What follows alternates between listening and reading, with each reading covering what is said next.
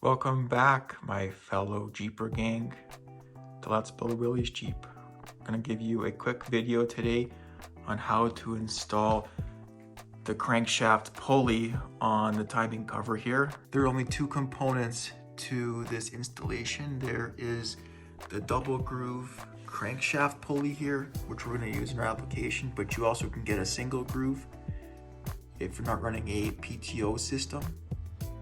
And we also have the nut here that will attach to the crankshaft pulley right here and keep the pulley onto the timing cover here. And we also have a special nut here with a insert in the center so you can hand crank to start the Jeep if you want. In some cases, the wood key may not be seated correctly in its slot, so we're gonna have to take it out and push this key right here in deeper because it does not fit in the little groove as of right now, because it probably shifted when we were taking this engine apart. We'll get that taken out right now. The wood key may be pretty stuck in this hole, so we're gonna give it a blast of heat here and some liquid wrench here to get that loosened up. So we're gonna give a quick spray of liquid wrench first, and then we'll just give it some heat here.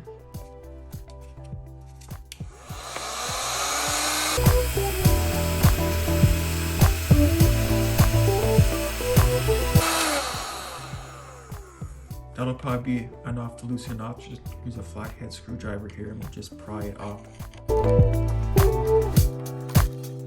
That, and it will just come out, and the key looks like that, and that holds the pulley in place. Just give the key a little wipe down here, and then we're going to put some grease on it so it slides in this hole better, and we can pound it down to seat it. Just with some standard grease here, just going to grease it up. Gonna slide this key back into its little hole here, which may be kind of tricky because it's pretty tight in here.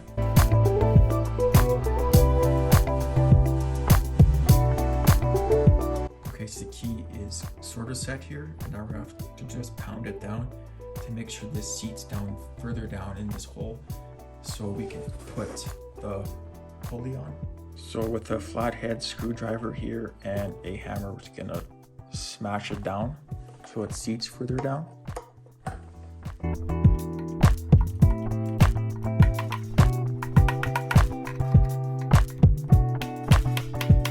The pin might not be set deep enough, so you have to use a chisel right here and a hammer and just smash the chisel on its flat surface here and just pound it in like this. And then that will put even pressure onto this thing and pound the key in deeper.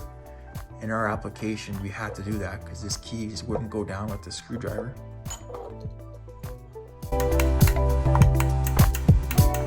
After smashing it down with the hammer, you can see that the key is set down pretty deep here.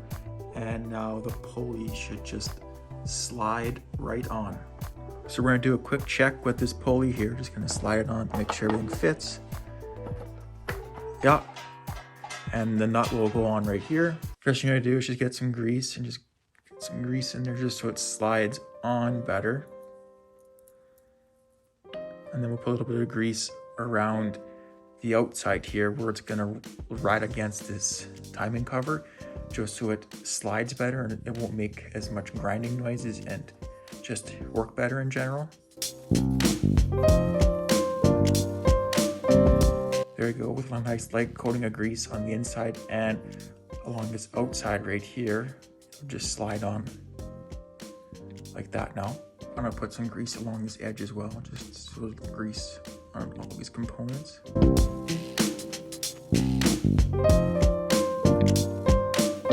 With a coating of grease on the pulley and the timing cover where the pulley is gonna sit, we'll just slide it on with the key into this little hole right here on the pulley.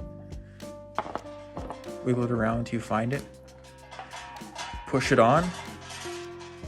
Here is the nut we are going to use, and you have the insert facing outwards, so towards you guys, so you could attach the hand crank to this nut, and this would actually start the engine, which is pretty amazing if you think about it. And you just screw it on.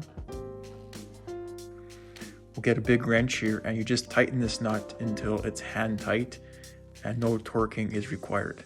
Before we tighten this nut, we want to just set this pulley, so give it a quick tap with a rubber hammer here.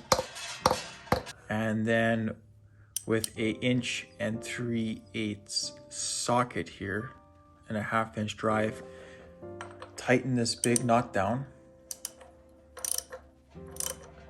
till it's about hand tight here, like that.